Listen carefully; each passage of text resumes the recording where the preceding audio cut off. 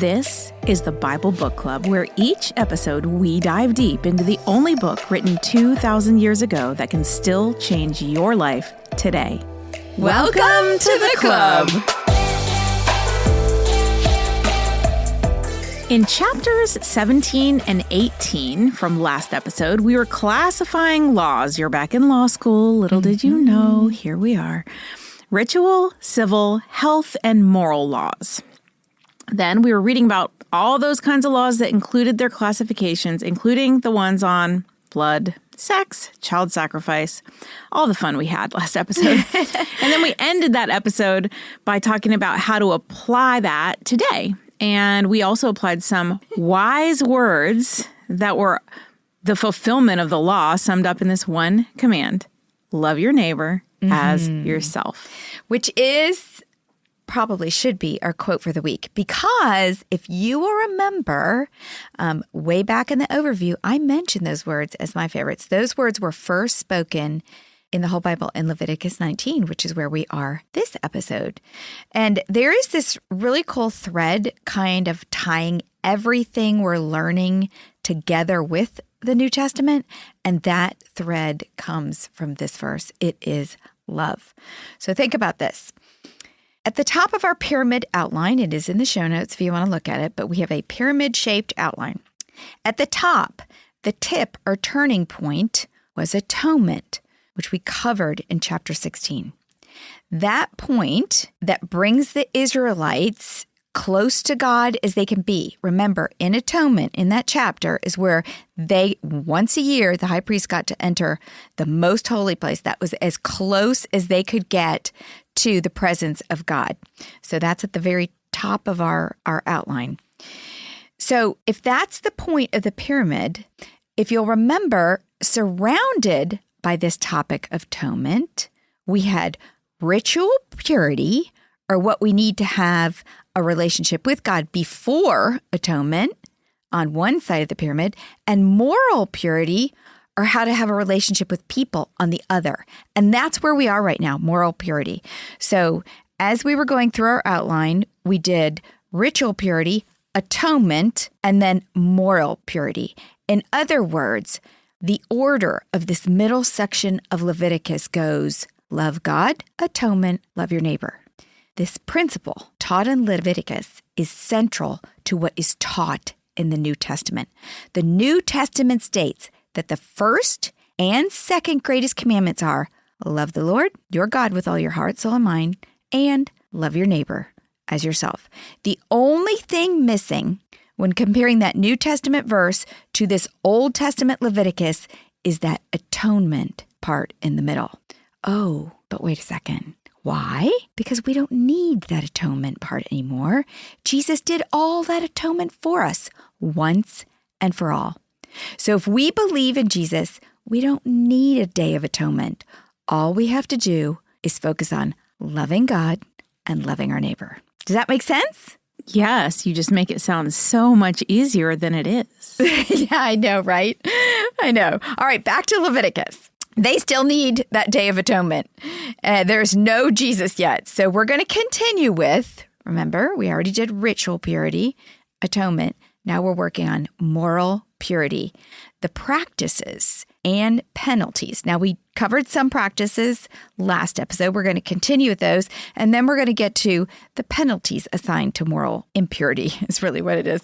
And I think these penalties are something that I know I personally struggle with. A lot of people struggle with looking at God as this, I'm going to come down on you kind of wrath of God. And that's not really the image that we're supposed to have of God, right? Right. And really, he was keeping the camp pure because he was setting them up as a healthy, holy nation. And so we're going to get into that a little. Again, it applied to the times. So first, let's start in chapter 19, are the laws or practices for holy living.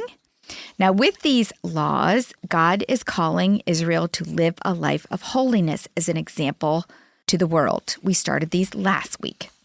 Chapter 19, the Lord said to Moses, "Speak to the entire assembly of Israel and say to them, 'Be holy because I, the Lord your God, am holy.'" This sentence we have to remember when we read everything else after, because this is what God is setting out for them to do. This is how he's going to lay out how to be holy. He says, be holy as I am holy. And there really should be a transition sentence here, like, here's how you can be holy. It is a list of what you should do and what you should not do. And it starts with how to be holy with 2 of the 10 commandments. Verse 3, each of you must respect your mother and father, and you must observe my Sabbaths. I am the Lord your God. Do not turn to idols or make metal gods for yourselves. I am the Lord your God. So nothing new there. We've heard this in the 10 Commandments. In fact, this is actually a transition point in the 10 Commandments that's inverted. They put the last commandment, number 4, and then the first commandment is number 5. So it's a little inverted. But what they're saying is they're really following that Leviticus ritual purity and moral purity, because number 4 is about a right relationship with God, and commandment 5 is about having a right relationship with people, starting with your closest neighbors, your parents. So you see what he's doing. He's moving us into this next part. All right, now the next one is how to be ritually holy. Verse 5, when you sacrifice a fellowship offering to the Lord, sacrifice it in such a way that it will be accepted on your behalf. It shall be eaten on the day you sacrifice it, or on the next day. Anything left over until the 3rd day must be burned up. If any of it is eaten on the 3rd day, it is impure and will not be accepted. Whoever eats it will be held responsible because they have desecrated what is holy to the Lord. They must be cut off from their people. All right, so we're moving into this discussion about how to have a relationship with people, and he's talking about the fellowship offering, of course, because that has to do with people. And he's saying is offer and eat it, don't delay, do it right. Didn't you say in a previous episode that was a lot of that had to do with the fact that they didn't really understand science and how things could get spoiled? But I'm sure it was some kind of protection in that way, because it was always the best meat and everything. So, but this was God's law. All right, the next part, how to be socially and ethically holy. And this is a bunch of verses. Verse 9, when you reap the harvest of your land, do not reap to the very edges of your field or gather the gleanings of your harvest. Do not go over your vineyard a second time or pick up the grapes that have fallen. Leave them for the poor and the foreigner. I am the Lord your God. I love this because you're going to hear a lot about it in the Old Testament and even the New Testament. This was a practice they had to take care of the poor. This law contributes to God's desire for justice and mercy for those who didn't have the means to really, have their own land or a farm. It provided food for the poor, the widows, and the orphans, and it actually is in one of my favorite stories of all time. The story of Ruth is a beautiful example of this law in action, and we will get to it. Verse 11, do not steal. Do not lie. Do not deceive one another. Do not swear falsely by my name and so profane the name of your God. I am the Lord. Do not defraud or rob your neighbor. Do not hold back the wages of a hired worker overnight. Nothing new there. These are super practical. These laws all point to the principle of honesty, and we know we need honesty to have a relationship with people. Honesty is also supported in the 8th and 9th of the 10 Commandments. Do not steal and do not give false testimony against a neighbor. Verse 14, do not curse the deaf or put a stumbling block in front of the blind, but fear your God. I am the Lord. Do not pervert justice. Do not show partiality to the poor or favoritism to the great, but judge your neighbor fairly. Again, we love these even today. Justice and mercy for all. Do not withhold or favor one kind of person over another. Okay, moving on. How to be holy in your heart toward your neighbor. Verse 16, do not go about spreading slander among your people. Do not do anything that endangers your neighbor's life. I am the Lord. Do not hate a fellow Israelite in your heart. Rebuke your neighbor frankly, so you will not share in their guilt. Do not seek revenge or bear a grudge against anyone among your people, but love your neighbor as yourself. I am the Lord. Keep my decrees. So the ending right there to those, I am the Lord and keep my decrees, is like putting an exclamation point at the end of this section. Love is the premise for God's commands. The popular choice of keyword for Leviticus is be holy as I am holy, and I get it, And I love that. It certainly makes sense. The phrase is reiterated often. And it was a requirement to have a relationship with God, to be holy in his presence. To be in God's presence, you had to be holy. So I get that. But why did God want to dwell among the Israelites? Well, isn't that why God created us to begin with? Yes. He created us to have a relationship because he was missing that connection, right? Well, because they were his people, his creation, like you said. And through them, the Israelites, his son would be born and would save all people who believed in him. So in short, the reason God did this is because he loved them. He said, so be holy as I am holy and love your neighbor. Now, the New Testament reiterates this 6 times from Matthew, Mark, Luke, Paul, and James. Paul says it actually twice. Matthew 22:37 says it this way. Jesus replied, love the Lord your God with all your heart and with all your soul and with all your mind. This is the first and greatest commandment. And the second is like it. Love your neighbor as yourself. All the law, we're reading a lot of laws these days in law school, and the prophets, they're coming in the rest of the Old Testament, hang on these 2 commandments.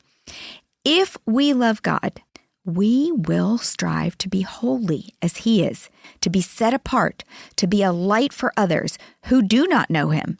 And the greatest way to be a light is to love others. We discussed in the overview of Leviticus that this is why my key word of choice is not, like most of the commentaries, be holy as I am holy, but love your neighbor as yourself. Because this points to the New Testament. God wants us to be holy out of love for us and love for others. John explains it this way in 1 John 4:16 and 19. God is love. Whoever lives in love lives in God and God in them. This is how love is made complete among us, so that we will have the confidence on the day of judgment. In this world, we are like Jesus. We love because he first loved us. Whoever claims to love God, yet hates his brother or sister, is a liar. For whoever does not love their brother or sister whom they have seen cannot love God whom they have not seen.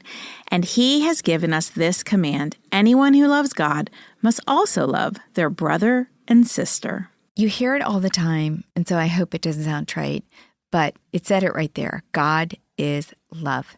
And relationships should be based on love. This is the premise for his entire plan. For the Israel of the Old Testament under the Old Covenant, and for us living in the New Testament under the New Covenant, we are all bound together in the same plan, under the same premise. And this actual example of love is even pointed out in Jesus being the groom and the church being the bride of Christ. That's another kind of love. That's another reason that we just can't begin to even fathom why God created us in love, is to be that bride of Christ for Jesus. Our covenant, the new covenant, is the fulfillment of Israel's covenant, the old covenant. And did you catch the final statement in Matthew 22 that Heather read? All of the law and the prophets hang on these 2 commandments. All the laws of old hang on the commandments to love God and love your neighbor. God's plan is eternal. Think about this. Remember these 2 verses that I have pitted against each other as the theme for Leviticus. Be holy as I am holy and love your neighbor as yourself. Listen to this. This is Paul, Ephesians 1:3. Praise be to the God and Father of our Lord Jesus Christ, who has blessed us in the heavenly realms with every spiritual blessing in Christ. For he chose us in him before the creation of the world to be holy and blameless in his sight. This began before creation. He had a plan for you, a plan to be holy and blameless, that is, forgiven and redeemed from sin, holy in his sight, because he looks down on you through the covering of Jesus' blood. If you don't get that, listen to the last episode. Just as he had a plan for Israel laid out in the laws of Leviticus, to be holy as he is holy, to be purified and cleansed of sin. holy in his sight because he looked down on them through the covering of sacrificial blood. It's like we're watching the same movie over, just with a totally different slant. Do you get that? It's the Old Testament versus the New Testament, but it all works together. Okay, continuing in our practices for holy living, how to be holy when mixing creation. Well, that's one way to put it. Yeah, exactly. Verse 19, do not mate different kinds of animals. Do not plant your field with two kinds of seed. Do not wear clothing woven of two kinds of material. Deuteronomy 22, we're going to get to that, is going to explain the first two a bit more. But basically, God is asking his people to respect his creation, the plants and animals, just the way he created it. Now, the third law about weaving does not prohibit the mixing of two kinds of material, just the wearing, because mixed fabrics were reserved for the priestly garments, and that set them apart. So I wonder if God's kind of mad about those fruits that we've spliced together, like no more. Okay. How to be holy sexually with another man's slave or servant. This is super specific and doesn't apply today, but I think it's very interesting. You guys are going to wish I was talking about bodily fluids today. Verse 20, if a man sleeps with a female slave who is promised to another man, but who has not been ransomed or given her freedom, there must be due punishment. Yet they are not to be put to death because she had not been freed. The man, however, must bring a ram to the entrance of the tent of meeting for the guilt offering to the Lord. With the ram of the guilt offering, the priest is to make atonement for him before the Lord for the sin he has committed, and his sin will be forgiven. All I can think is they were just living in too close of quarters in these tents, because the fact that this has made it into the Bible and it's so random, but I'm going to explain it. All right. Promise to a man, what she read, meant betrothed. And betrothed had more meaning than our engagement today. So let me explain. Betrothal was actually a legal contract and meant that the seller, I'm going to call it a seller in this case, because in this case, this person said it's slave servant. So it was actually kind of an indentured servant.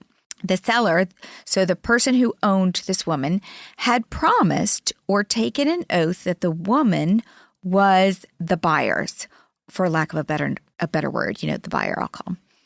And that the seller probably had received a gift for the girl. Now, that's what betrothal meant. So if you betrothed your daughter or a servant or a slave to somebody else, that was your right. All marriages were arranged back then.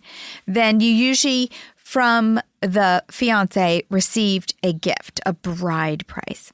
Now, this meant the girl had been ransomed or now belonged to her betrothed because he had paid the price.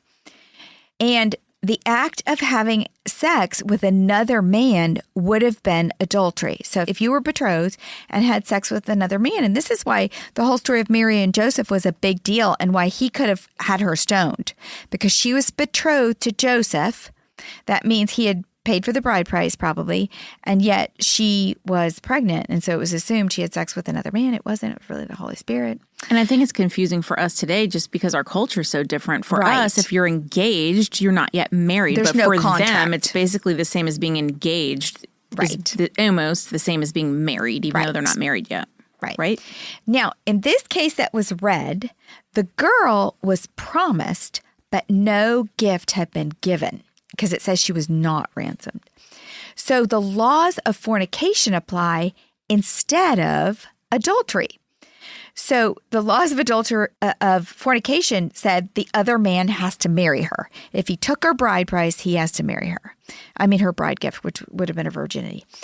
But that meant that her owner broke his oath or promise to the first man. So while the ransom part wasn't broken, the oath was, which meant that the Lord's name was profaned. See how complicated this gets?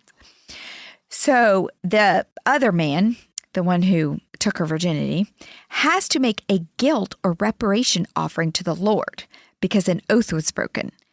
It also probably means that the other man had to make a gift or reparation for the damages to the girl that would have been the bride money if he had done things in the proper order and betrothed her first before he slept with her, he would have paid the bride money. Does that make sense? He used to make up. That is quite the tangled web. I know. It's complicated. It's complicated. And I don't know why such a specific example was given, but it must have happened a lot. Yeah, they needed that direction because it was going on. Clarification there. All right, next, how to be holy when planting, because they are going to a new land. Verse 23, when you enter the land and plant any kind of fruit tree, regard its fruit as forbidden for 3 years. You are to consider it forbidden.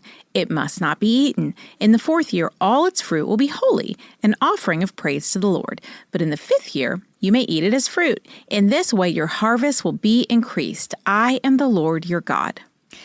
The word forbidden here means uncircumcised, which is a strong way to suggest that it is rejected by God and not set apart, and therefore they are not to touch it for those first 3 years. The 4th year would be the year of first fruits and offered to the Lord for the priests. So remember, that goes way back to Cain and Abel, when Cain and Abel brought the first fruits of their harvest and their herds. All right, how to be holy by shunning pagan practices. This was very interesting. Verse 26, do not eat any meat with the blood still in it. Do not practice divination or seek omens. Do not cut the hair at the sides of your head or clip off the edges of your beard. Do not cut your bodies for the dead or put tattoo marks on yourselves. I am the Lord. The reason I thought this was interesting is because I would have read these kind of individually when actually they all kind of go together. We have covered eating blood, but here it implies that this practice was tied to divination, the practice of trying to seek out the future. That is what divination is. Think, fortune telling, seances, calling on spirits. It was common in the cultures of the day because there was so much about science and life they didn't know. They kind of relied on divination.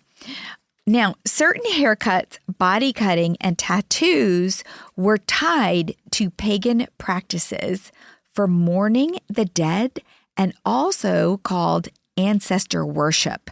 So that's why these are kind of all tied together. And they weren't saying don't ever cut your hair or anything, but they were saying, I guess it was a certain kind of cut that everybody knew. You were kind of calling on your ancestors and practicing something.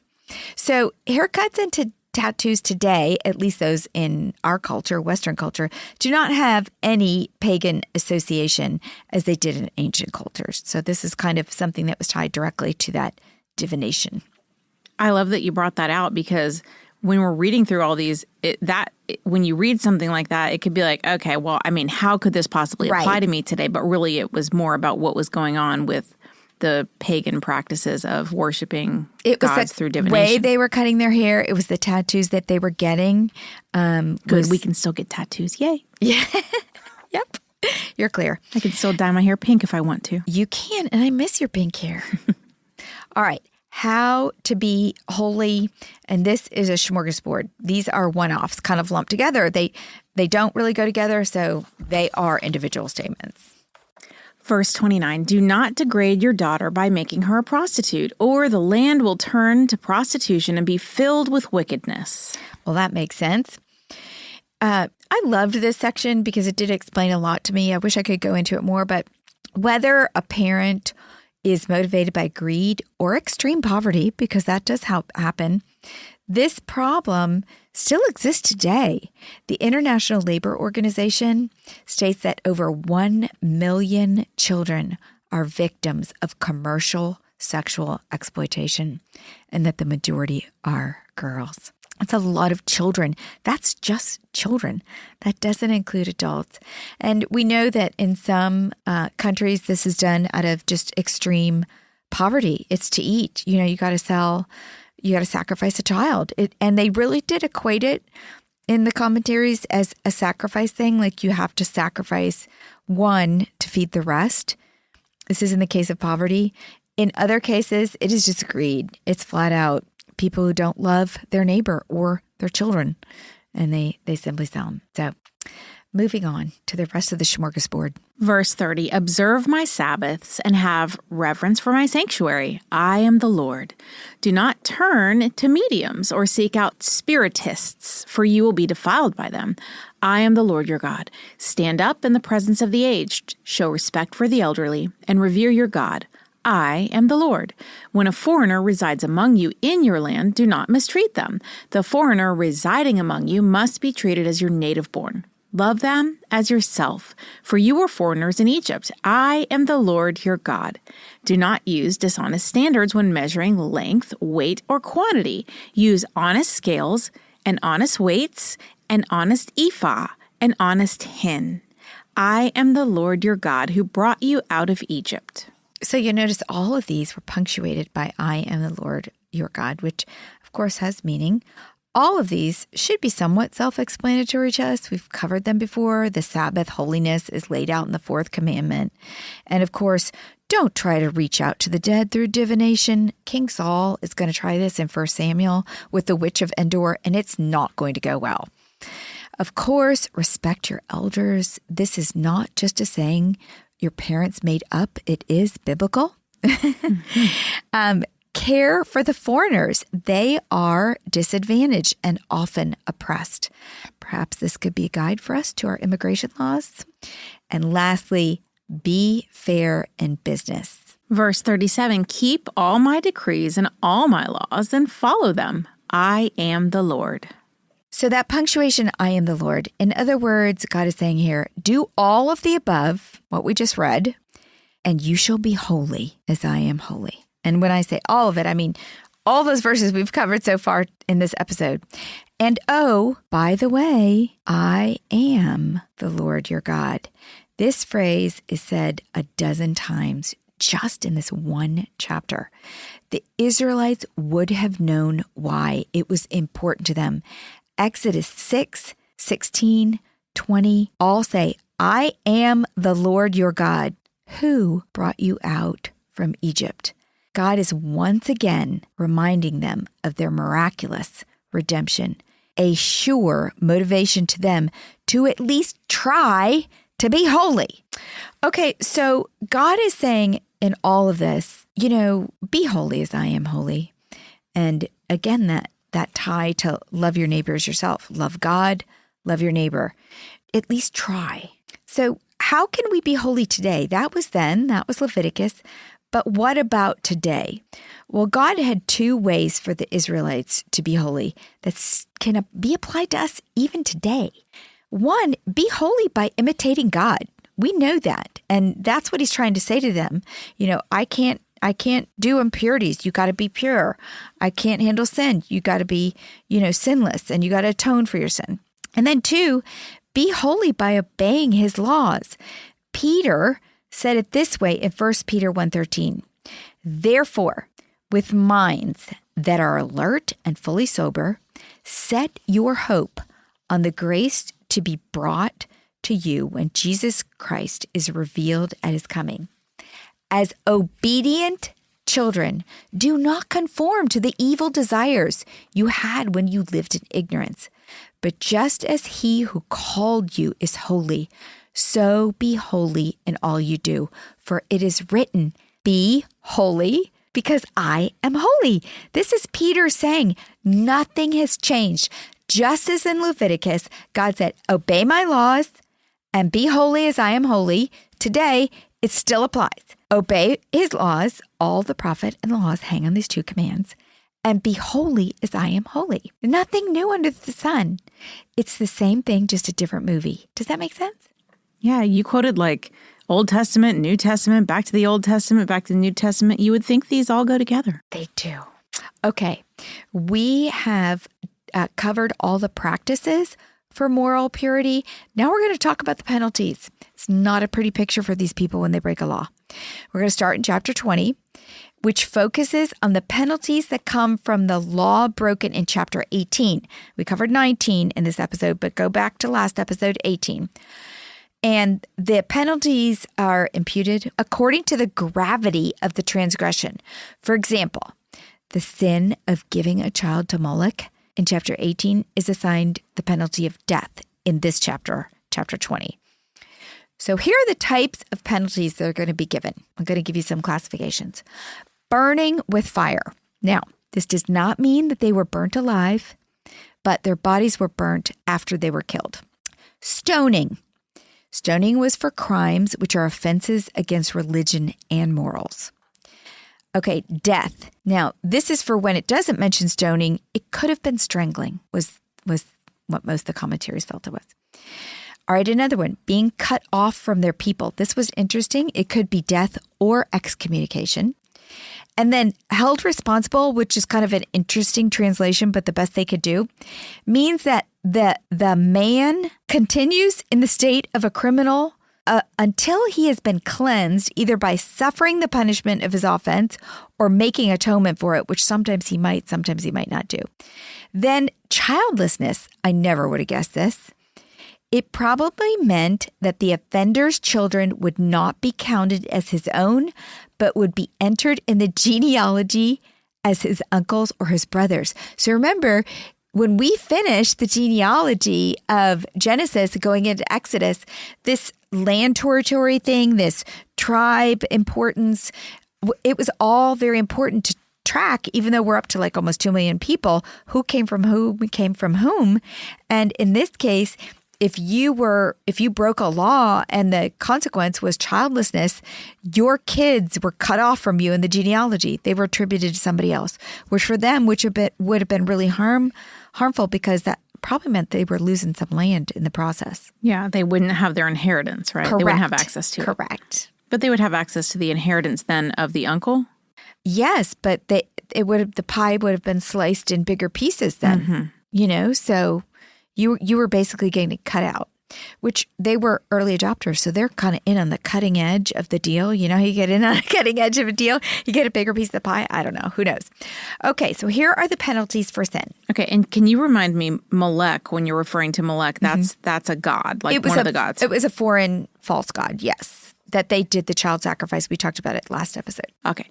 Chapter 20. The Lord said to Moses, say to the Israelites, any Israelite or any foreigner residing in Israel who sacrifices any of his children to Molech is to be put to death. The members of the community are to stone him. I myself will set my face against him and will cut him off from his people. For by sacrificing his children to Molech, he has defiled my sanctuary and profaned my holy name. If the members of the community close their eyes when that man sacrifices one of his children to Molech, and if they fail to put him to death, I myself will set my face against him and his family and will cut them off from their people together with all who follow him in prostituting themselves to Molech. Death by stoning, and the family is cut off from the genealogy. This is a pretty stiff consequence. And additionally, if the other Israelites who live in the community do not stone the offender, like maybe it was a really close family friend, then they too will be cut off. So this is really, really stiff. Continuing in verse 6, I will set my face against anyone who turns to mediums and spirits to prostitute themselves by following them, and I will cut them off from their people. Consecrate yourselves and be holy, because I am the Lord your God. Keep my decrees and follow them. I am the Lord who makes you holy. Anyone who curses their father or mother is to be put to death because they have cursed their father or mother. Their blood will be on their own head. Okay, so pretty clear again, death. When it says blood on their own head, it also implies death. So cursing your mother and father here, like I thought, oh, that's pretty stiff for cursing your mother and father. These are not little children. These are adult children. Remember, even adult children sometimes lived with you. But again, there's this genealogy going on, and there's this teaching of the parent and the honoring the mother and the father as a commandment. And so it is a breaking of the commandment as an adult to rebel against your parent, and they need to be put out of the community. Okay, penalties for sex. Verse 10. If a man commits adultery with another man's wife, with the wife of his neighbor, both the adulterer and the adulteress are to be put to death.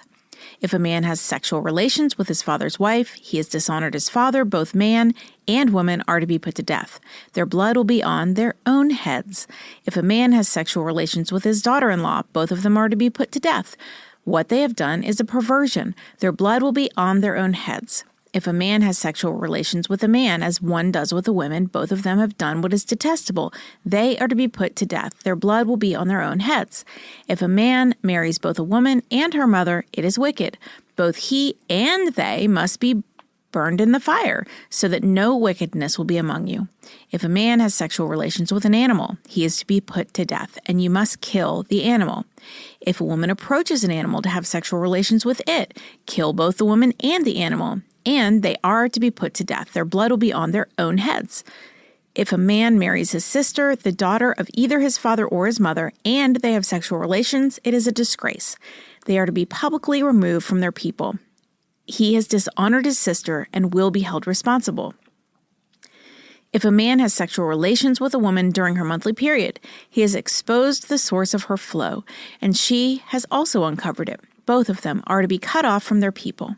Do not have sexual relations with the sister of either your mother or your father, for that would dishonor a close relative. Both of you would be held responsible.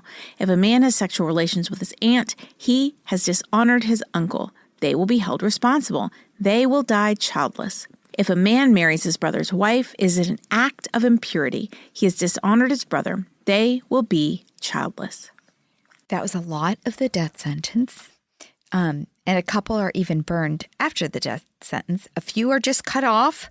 A few are held responsible. And a few cut out of the genealogy. Okay, I'm not going to say anything more about it because I want you to get to the next part and really listen to this. Verse 22, keep all my decrees and laws and follow them, so that the land where I'm bringing you to live may not vomit you out. You must not live according to the custom of the nations I'm going to drive out before you. Because they did all these things, I abhorred them. But I said to you, you will possess their land. I will give it to you as an inheritance, a land flowing with milk and honey. I am the Lord your God who has set you apart from the nations. You must therefore make a distinction between the clean and unclean animals and between clean and unclean birds. Do not defile yourselves by any animal or bird, or by anything that moves along the ground. Those that I have set apart as unclean for you. You are to be holy to me, because I, the Lord, am holy, and I have set you apart from the nations to be my own. A man or a woman who is a medium or spiritist among you must be put to death. You are to stone them. Their blood will be on their own heads. All right. We travel. Go back to the pyramid of the outline. We were traveling up the pyramid and we talked about ritual and purity. So I hope you heard the words that Heather read. This is a perversion. This is detestable. This is a disgrace. This is an act of impurity. That's how these things were described. And so there is this concept, remember, we have of you have to be pure to be in the presence of God, because death is not something he can touch. And the consequences of sin are death. So sin and death are tied together. So all of this is detestable to God. And so he's calling them, remember, to be holy as he is holy. And that's why it's hard for us to understand today. Why have the people of Israel put each other to death? It just doesn't sound like loving your neighbor. So here are the possibilities I want you to think of. So they could be holy. How many times have you heard that in these verses? Be holy as I am holy. I am the Lord your God. Be holy as I am holy. How does one become holy? Obey the laws, ritual laws, and purity laws. And if you don't obey the laws, there's a consequence. And the consequence of sin is death. How about this? So they would be deterred from the temptation to break the laws by fear. If you know that you're going to die for doing something, you're going to think twice about it. And your kids are going to think twice. And their kids are going to think twice. And the generations are going to think to come are going to think twice. Because guess what it said? I'm vomiting out the people of Canaan so that you can inhabit, because you're going to be different. So we're talking generations and generations and generations have to adhere to these. How about this? So they would have accountability within this new community. If they know the laws, they can hold each other accountable. So there was no police force. There was no army. They had to hold each other accountable to these laws. And if they could only do that if they knew them very clearly and they knew what the penalty was. No discussion. There's no court system here. They're about to pack up their tents and roam the desert. There's no jail. There's no court system except, he did appoint judges. Remember back in Jethro in Exodus, there are judges, but they don't have a lot of time to sit around and litigate. How about this reason? So they would understand what Adam and Eve failed to understand in the fall, that death is the consequence of sin. Every time in their community somebody died for committing one of these, the whole community knew there is a consequence to sin. We must remain pure. It sounds really harsh to us, but I think it was effective for them, and it was all they had. There were no prisons. So what other consequence could they have given? Here's something, again, that I struggle with in these texts. It's irrefutable that murder is prohibited. It is a sin. But then here's God commanding them to murder people who commit these sins. Who is the one who has to then execute that? And I understand it's what God's telling them to do, but then isn't that also considered murder? And I think when you addressed a second ago, how do the people of Israel, you're referring to the current difficulties and the current war that is going on in Israel. Both sides thinks that they're right, and they think that they've been divinely appointed to execute the bloodshed that they're executing right now. So how do you discern that? So war today is different. And again, I'm not going to go into that one because I have to really study that. But at this point in Israel's history and still today, they're a theocracy. So at this point, the priests are actually all in one. They're everything. They actually do a lot of the discerning, because there were cases like the one we read about the servant who commits adultery or fornication, as it was. There were cases like that were brought before the priest. The priest decided everything.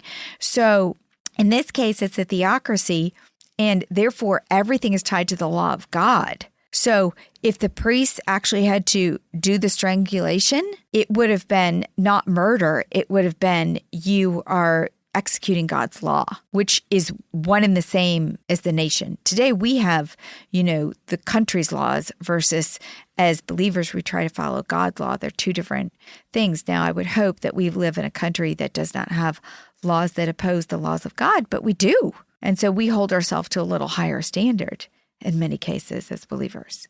Does that make sense? I think I probably answered a little bit, but in your question, was it murder? No, it wasn't murder because they were executing the law of God. I think it's a really hard concept to It's grasp. hard. And that's why stoning was actually all of them. You couldn't say one person killed him.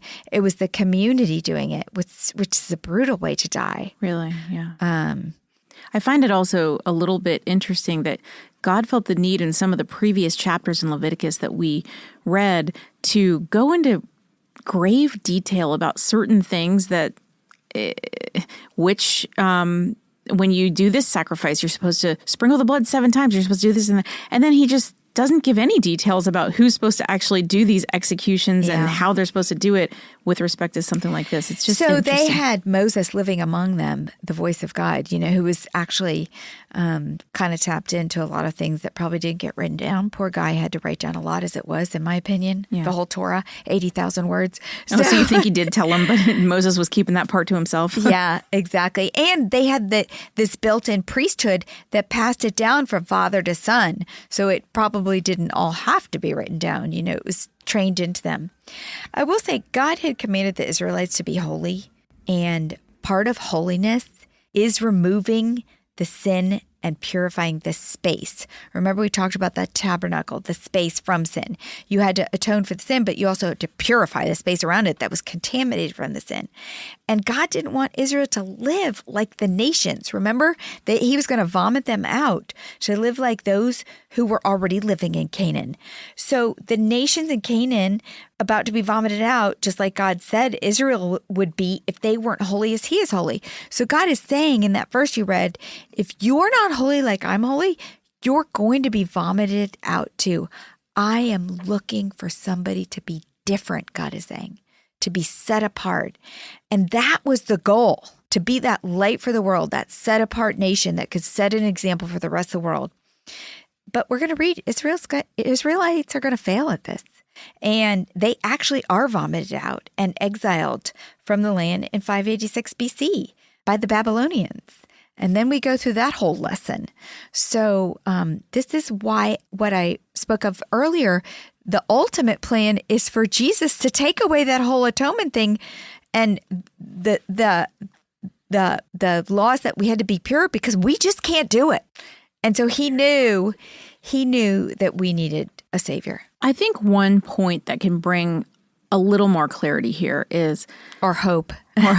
Is when God was talking, if you look back at all the two sections that we just read, both the instructions for how to live according to God, to love your neighbor, at the end of a lot of those, he was saying, I am the Lord your God. Mm-hmm. And then contrast that by the punishments. He doesn't say that anymore. Right. And so the thing is, God loves people, but he hates sin. Mm-hmm. And it just gives a lot more hope because he's bringing the positive in that live this way and be holy because I'm holy. Yeah. And unfortunately, there are consequences for sin, and some of them are dire. Right. And I think it's him illustrating that he's not delighting in that. It's not something that he enjoys, but it's just a part of life that is a fact. Right. And where would we all be if there was never a consequence? We need boundaries. Well, here is more good news.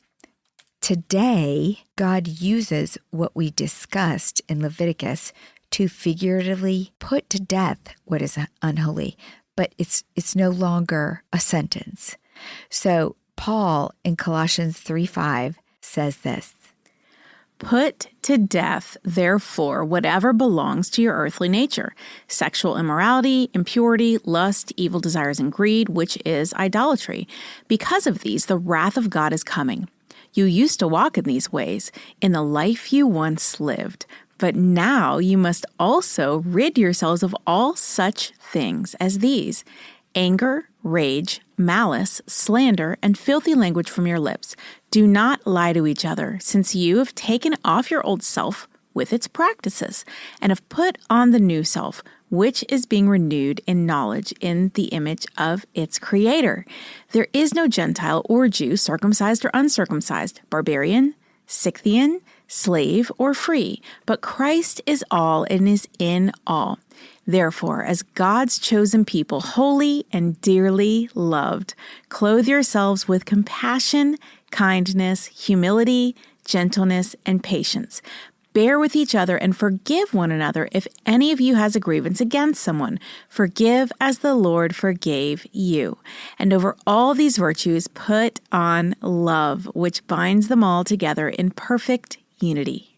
The Israelites at this time in Leviticus were looking forward to the hope that we now have in Jesus. And the thread that ties what they were hoping for and what we now have, that thread is love. It just keeps weaving in and out of every passage, Old Testament and New. The burden to be holy is now on us, not the Israelites. There is no casting stones at others. We have to police our own hearts, and we must put on love. And that is not easy. And so if you have been convicted as we're reading any of these instructions from God today, the ask then is just, would you prayerfully consider what you might need to take action on? How to be holy as he is holy.